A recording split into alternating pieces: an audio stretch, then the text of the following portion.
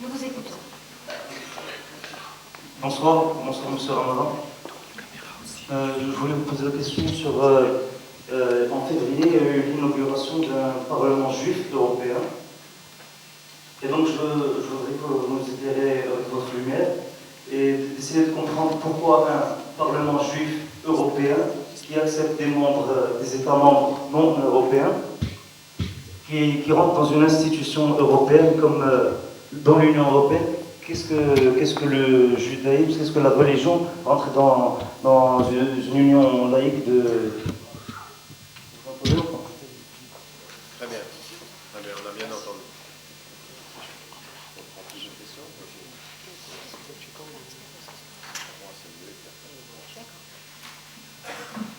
Donc, nous allons prendre deux autres questions et Monsieur Ramadan répondra aux trois en même temps.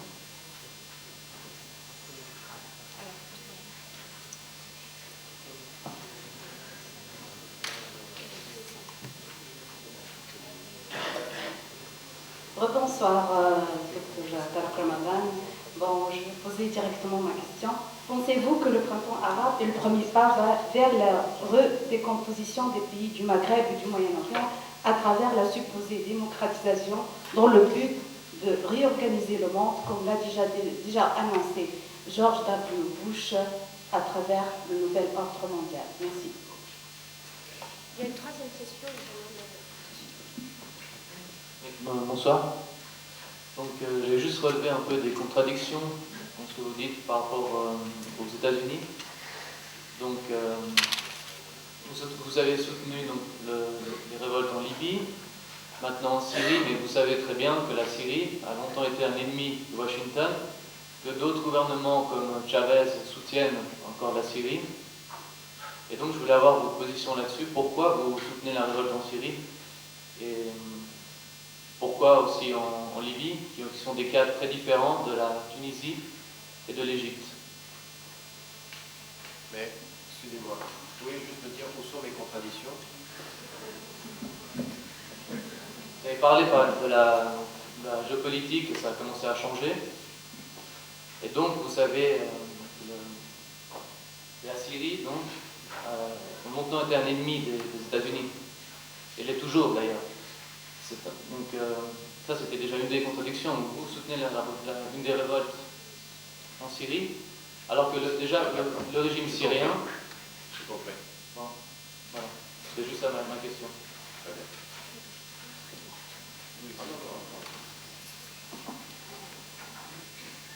Alors, le Parlement juif européen, et quel est le... Écoutez, il y a beaucoup d'initiatives au niveau des nations comme au niveau européen qui sont liées à des regroupements et qui existent. Bon, moi, je ne connaissais pas l'existence d'un Parlement juif. Je ne connaissais pas cette existence spécifique qu'il y a eu la création d'un Parlement juif. Est-ce que c'est un Parlement religieux qui réunit des représentants religieux des différents pays? C'est une chose. Est-ce que, et je pense que ça sera ça plutôt, je verrai ça comme ça, plutôt qu'un parlement politique. Maintenant, en Europe, comme aux États-Unis, comme dans les différents pays, vous avez bien entendu des groupes d'influence qui, d'une façon ou d'une autre, soit sont dans le lobbyisme, qui est accepté aux États-Unis. Il n'y a absolument aucun problème aux États-Unis d'être un lobby. IPAC, c'est un lobby qui impose une espèce de pression parfois, par ses soutiens, par son idéologie, ça, il n'y a pas de problème. Vous avez d'autres façons de le faire, qui ne sont pas forcément des lobbies en tant que tels, mais qui ont une influence phénoménale. Alors, c'est là où nous, ça c'est ma position de principe, il faut qu'on soit extrêmement clair. Il faut qu'on soit extrêmement clair. C'est-à-dire que la position qui est liée à la religion juive ou au judaïsme doit être extrêmement claire du point de vue citoyen, du point de vue islamique, comme du point de vue philosophie générale. C'est-à-dire le refus catégorique de l'antisémitisme, la reconnaissance de la souffrance des Juifs lors de l'extermination. Pour moi, ça ne fait aucun doute qu'il faille reconnaître ceci. reconnaître que c'était inacceptable, intolérable et à condamner. Il faut même l'étudier, cette histoire, parce qu'elle fait partie de la conscience européenne. Bien sûr que ça fait partie de la conscience européenne, et qu'il faut l'étudier. Ayant dit cela, et en l'ayant dit de façon claire et déterminée, il y a deux choses qu'il faut mettre en évidence. Ce que disait Finkelstein dans son ouvrage « L'industrie de l'Holocauste » est aussi vrai, c'est-à-dire la reconnaissance des faits historiques ne justifie pas qu'on utilise ces faits pour empêcher les gens dans la critique de ce que peuvent faire des gouvernements qui se réfèrent à la religion juive ou qui disent que Israël, le caractère juif de l'État d'Israël ne se discute pas. Donc refuser l'instrumentalisation de l'histoire après l'avoir reconnu que cette histoire est à condamner et à connaître et à condamner, ça c'est un. Et puis la deuxième des choses que je voulais mettre en évidence ici, c'est faire une grande différence entre ces institutions qui représentent la tradition juive, en disant mais moi j'ai aucun problème dans le dialogue interreligieux, dans la reconnaissance de la tradition, mais là où il faut avoir une position claire, c'est toutes ces institutions qui, au nom de l'appartenance à la religion, demandent à leurs adhérents d'être totalement en soutien avec la politique israélienne. Alors ça c'est long. Et ça, c'est la différence qu'il peut y avoir entre le consistoire en France, qui est strictement religieux, et le CRIF. Mais le CRIF, c'est phénoménal, le CRIF. Quand ils font une soirée annuelle, vous avez 16 ministres qui vont manger. 16 ministres, dont le premier, et même le président. Mais attendez, et c'est les mêmes qui tiennent des propos à des moments donnés, qui font de la propagande. Ils font de la propagande aux États-Unis, comme ils font de la propagande en Israël. La France devient de plus en plus antisémite et qui joue donc sur les relations. Et c'est une position, le président du CRIF aujourd'hui, c'est une position pro-israélienne, mais dès que vous dites quelque chose, vous dites, ah voilà, on vous a eu, parce que vous êtes antisioniste, mais en fait, antisioniste, ça veut dire antisémite. Et là, ça c'est du chantage. C'est du chantage et il faut de ce point de vue-là le refuser, mais il faut le refuser dans la clarté.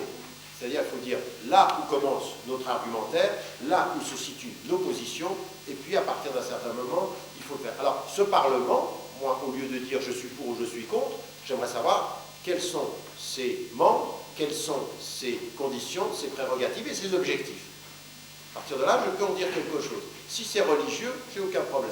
Si ça va être un espèce de travail à partir de l'intérieur de l'Europe pour influencer, je veux dire, attendez, les relations, les accords qu'il y a entre l'Union européenne et Israël font pratiquement d'Israël un pays quasiment européen, dans les privilèges et dans les acquis.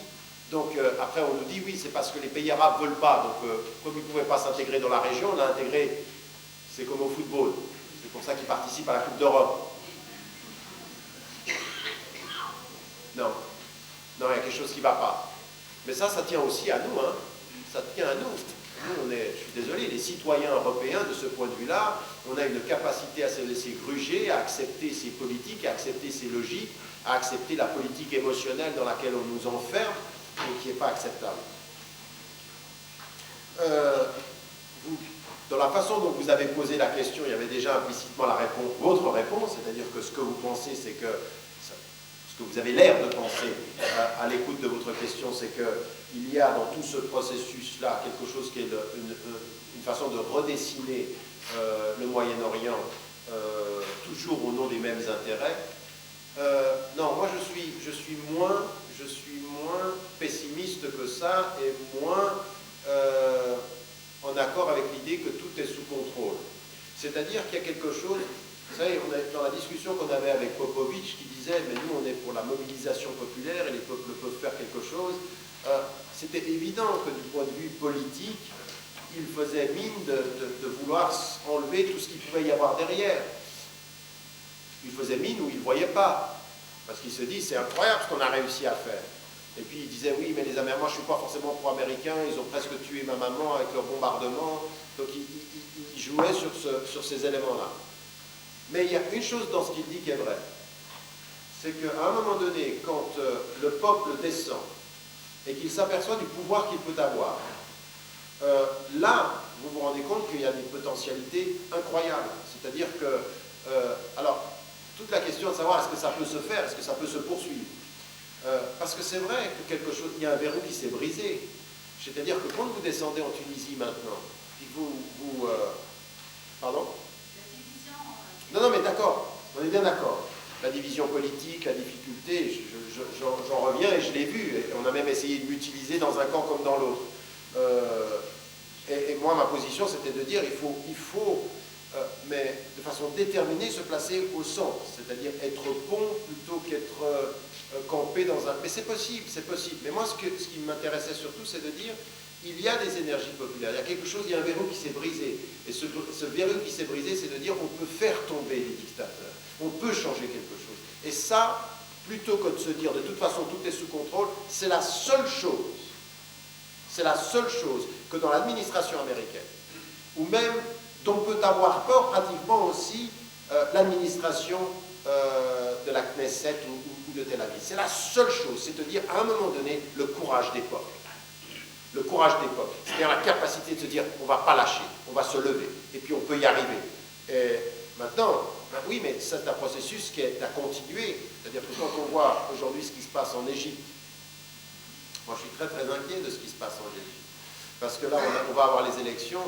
J'ai rencontré des gens que je respecte, qui ont 50 ans de lutte. Ils sont très très optimistes. Ils me disent, dès qu'on aura les élections, l'armée va disparaître. Je ne vois pas ça comme ça.